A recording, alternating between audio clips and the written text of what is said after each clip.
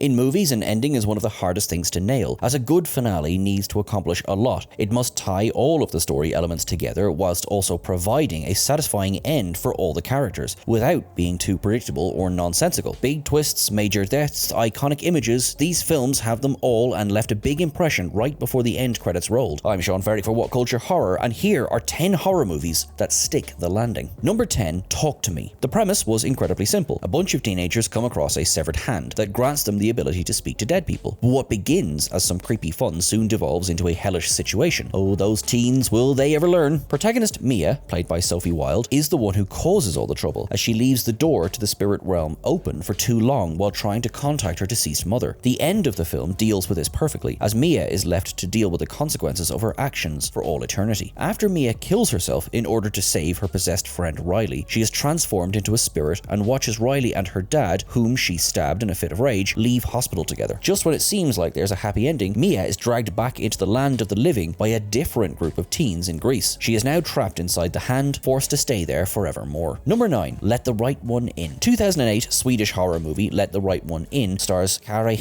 as Oscar, a bullied schoolboy who befriends a young girl named Ellie, played by Lena Leandersson. Well, she seems young, but she's actually a vampire, so who knows how old she actually is. Oscar and Ellie mostly communicate via the thin wall between their two bedrooms, tapping messages to each other in a secret code. This sweet childlike detail plays a key role in the movie's end, helping to wash out the taste of a particularly brutal penultimate scene. Ellie ends up saving Oscar from his bullies, killing them all in bloody fashion to prevent them drowning the poor lad in a swimming pool. After realizing they're not safe anymore, Oscar and Ellie board a train towards a new life, with Ellie hiding from the sunlight in a box. The film ends with Ellie tapping the word kiss through the box's lid and a delighted Oscar replying with the same thing. Aww. Number 8, The Vanishing. Spoorloos is the original Dutch name for the 1988 movie The Vanishing. It literally means without a trace, and it's a good summary of this utterly wicked venture. A young couple, Rex, played by Jean Bervoets, and Saskia, played by Johanna Der Steeg, are on a road trip when they stop to buy supplies from a petrol station. After waiting in the car for a very long time, Rex goes to investigate and finds that his beloved has, well, vanished. This sparks a frantic search that consumes Rex for the next 3 years. The kidnapper, a man named Raymond, played by Bernard Pierre Donadio, taunts his poor victim by sending him hopeful postcards promising to release Rex's beloved if he follows his instructions. The finale to The Vanishing is horrible and twisted in the best possible way. Raymond finally confronts Rex and, having broken his mind over the course of multiple torturous years, convinces him that the only way he can know what happened to Saskia is to experience it himself. Desperate to be with her again, Rex drinks a cup of drugged coffee and wakes up in a box underground, condemned to die in the same way as his missing lover. Number 7, The Innocence. Legendary American writer Truman Capote worked on a few movies during his lifetime, including a 1961 horror flick called The Innocence. Starring Deborah Kerr as Miss Giddens, a nanny hired by a mysterious wealthy man to watch his niece and nephew, The Innocence is regarded as one of the most well-crafted and multi-layered horror movies ever made, and its ending is a big part of why it's so beloved. Over the course of the film, Giddens believes that the house she is living in is haunted, and that the spirits have been possessing her two charges, Flora and Miles. Giddens sends Flora away but keeps Miles around in order to talk to him. However, this leaves Miles vulnerable to the power of his ghost, who ends up killing his vessel. The Innocence is deliberately vague, and there are multiple interpretations of this ending. Were the ghosts real, and did they actually kill Miles? Or did Giddens' lack of experience kill him? Was this fantastical situation just a manifestation of her trauma? Whatever the answer, if there even is one, it's a great ending, one that ties the rest of the film together beautifully. Number 6, Saint Maud. Director Rose Glass pulled no punches with her debut feature, 2019's Saint Maud. Morfydd Clark stars as the eponymous character, real name Katie, who starts a new life after she fails to save a patient while working as a nurse. Her conversion to Catholicism brings her into direct confrontation with the terminally ill Amanda, played by Jennifer Eel, a dancer whom Maud is assigned to look after. Saint Maud is a brilliant depiction of how virtue can go too far, as Maud convinces herself that it is her duty to cleanse her client's soul before she dies. This leads to a confrontation with Amanda, who appears to be possessed by a demon. Maud slays the beast, believing she has carried out God's will. However, that's far from the end of things. Her duty done, Maud goes to a nearby beach and sets herself on fire. The audience sees two versions of this. One where Maud is taken up to heaven with angels' wings, and one where she is horribly burnt to death. A staggering exploration of faith and the lengths people will go to for it, Saint Maud is quite the ride. Number 5, The Thing. If you've got trust issues, then John Carpenter's The Thing from 1982 is not the movie for you. Set in the icy Antarctic tundra, a group of American researchers are flung into a battle for their lives when a shape-shifting alien infiltrates their base. Unsure if his co-workers are friend or foe, it's up to fearless helicopter pilot Pilot R.J. MacReady to find the creature before it kills again. Spoiler, he fails. The monster does a number on the gang, murdering pretty much all of them before MacReady takes matters into his own hands. He blows the base to Kingdom Come, seemingly destroying the face changer once and for all, before collapsing into the snow with Mechanic Childs at his side. At least that's what we're supposed to think. The movie ends with MacReady and Childs silently acknowledging that either one of them could be the thing. There's no definitive proof either way. Did the alien really die in the flames, or was all of that death and destruction in vain? It's been over 40 years since this movie came out, and that chilling question remains largely unanswered. Number 4. Carrie. Everybody knows about the prom scene in Carrie, even if they haven't seen the film or read the book, but non-viewers might be surprised to learn that the story doesn't end there. After enacting revenge on her school, young Carrie White, Sissy Spacek in the 1976 Brian De Palma movie, returns home to her tyrannical mother, Margaret White, played by Piper Laurie, who pushes her daughter's buttons for the last time, and Carrie lashes out at her too, impaling her with knives before destroying their family home, a move that kills them both. The great thing about Carrie's character is that, despite all the mayhem she unleashes and the people she kills, she isn't an out-and-out villain. She's been pushed to this behavior by those around her, especially her mother, which makes it both fitting and tragic that her final act is to take Margaret down with her. Like all of Stephen King's best work, there's more to Carrie than just fire, blood, and magical powers. It's a complicated story about nature versus nurture in young children and the fallout of bad parenting. It is also about fire, blood, and magical powers, but those aren't its only qualities. Number 3. Night of the Living Dead. Without George A. Romero's Night of the Living Dead, the modern zombie movie simply wouldn't exist. This 1968 classic established so many of the tropes now associated with the brain-munching genre, and it did so without ever using the Z word, instead referring to the undead as ghouls. Ending with a last stand between a group of surviving humans and the ghouls, as everyone else falls around him, the final survivor is Ben, played by Dwayne Jones, who manages to hold off the monsters until daylight. In the morning, a group of armed men arrive to clear off the remaining ghouls. Ben emerges from his hiding place thinking he's safe, but is shot by one of the men instead. His body is chucked onto a flaming pyre with the rest of the ghouls, an ignoble end for such a resilient hero. Not only is this a gut punch to the audience, but it's also incredibly socially charged. Ben, a black man, has just been killed by a bunch of white guys and then had his body unceremoniously burnt beyond recognition. Really makes you think about who the real ghouls are. Number 2. The Borderlands. Nothing to do with the acclaimed video game series or its awful big screen adaptation, The Borderlands is a 2013 found footage horror movie that was also called The Final Prayer when it was released in America.